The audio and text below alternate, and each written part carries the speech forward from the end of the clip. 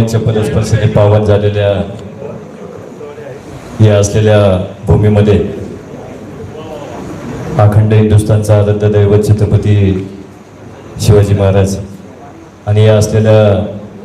महाराष्ट्राचं धाकलं धनी संभाजी महाराज यांना अभिवादन करून त्यांच्या खरं तर या असलेल्या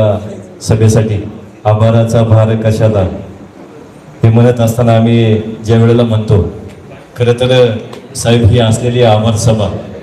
ही आभार सभा नाही तर मगाशी ताईंनी सांगितलं की ही विजयी सभा आहे. खरं तर ही विजयी सभा होत असताना ज्या वेळेला हबीब शेठ सारखा एक जुना असलेला कार्यकर्ता ज्या वेळेला लहानपणापासून त्यांनी आजपर्यंत पवार साहेबांना खांद्याला खांदा देऊन मग सावळेरामदादा पाडेकर असतील, आमचे भागादादा असतील, राधू काका असतील, आदरणीय लेंडे साहेब असतील, आनंदरावजी चौगुले साहेब असतील, ही पूर्व पट्ट्यातील सगळी माणसं खरं तर मगाशी हबीब शेठने सांगितलं की साहेब तुम्ही घेतलेला निर्णय हा अचूक असा निर्णय होता. त्यावेळेला खरं तर असं वाटत होतं का आदरणीय डॉक्टर अमोलजी कोल्हे साहेबांच्या घेतलेला निर्णय चुकीचा असेल, परंतु या असलेल्या जुन्या जाणत्या मंडळींनी मग किशोर शेठ असतील, नाना आणि ही सगळी मंडळी खरं तर आज आम्ही पाहतोय की जी दुफळी निर्माण झाली होती ही कुठेतरी बेल्ला असेल, राजोरी असेल, नाळा असेल आणि ही सगळी मंडळी एकवटली आणि हा असलेला एकीचा खरं तर जो उद्रेक आहे तो खरं तर या इलेक्शनला आम्हा सगळ्या मंडळींना पाहायला भेटला. जुन्नर तालुक्याचं एक आगळं वेगळं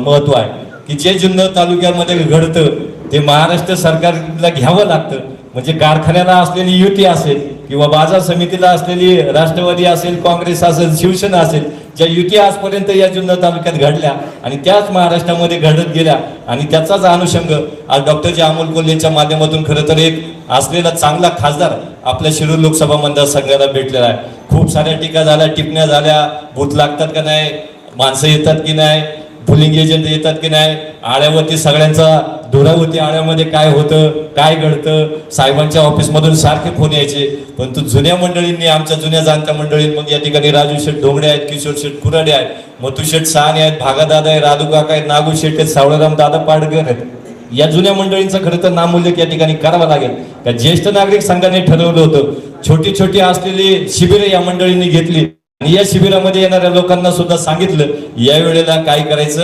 रामकृष्ण हरी वाजवा तुतारी, सावळेराम दादा प्रत्येकाला सांगायचे. कारण की माझ्या असलेल्या शेतकऱ्याचे पोटतिडकीने प्रश्न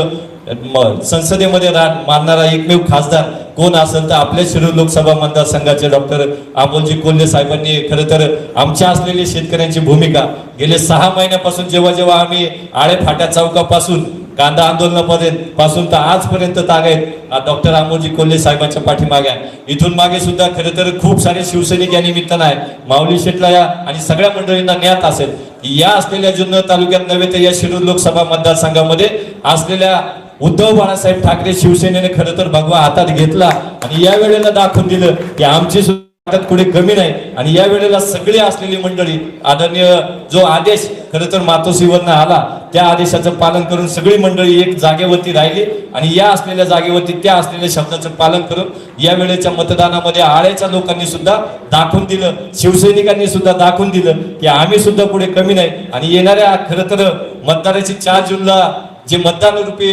आपल्याला वोटिंग होणार आहे त्या मतदानातून खरं तर आम्हाला वाटत होतं का आम्ही खूप मागे राहू, पण आम्ही मागे राहणार नाही. त्यांच्यापेक्षा एक तरी मत, आमच्या जास्तीत जास्त मत आळे गावातून आणि या परिसरातून असेल की नक्कीच साहेब तुम्हाला ग्वाही देतो. आभाराचा भार कशाला, ज्या हृदयात जर घर अमोलजी कोल्हे साहेबांनी केलंय त्या हृदयाला दार कशाला. खरं तर त्यांनी प्रत्येकाच्या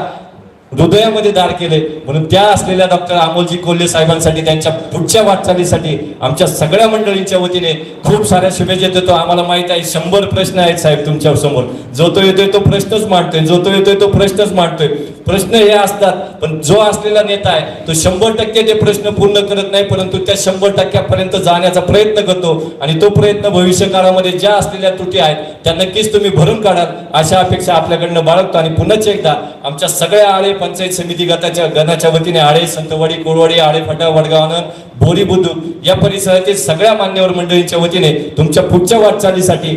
पुढच्या असलेले खरं तर पंचवार्षिक मध्ये आता 3च संसद रत्न भेटलेत. पुढच्या असलेल्या पंचवार्षिक मध्ये 10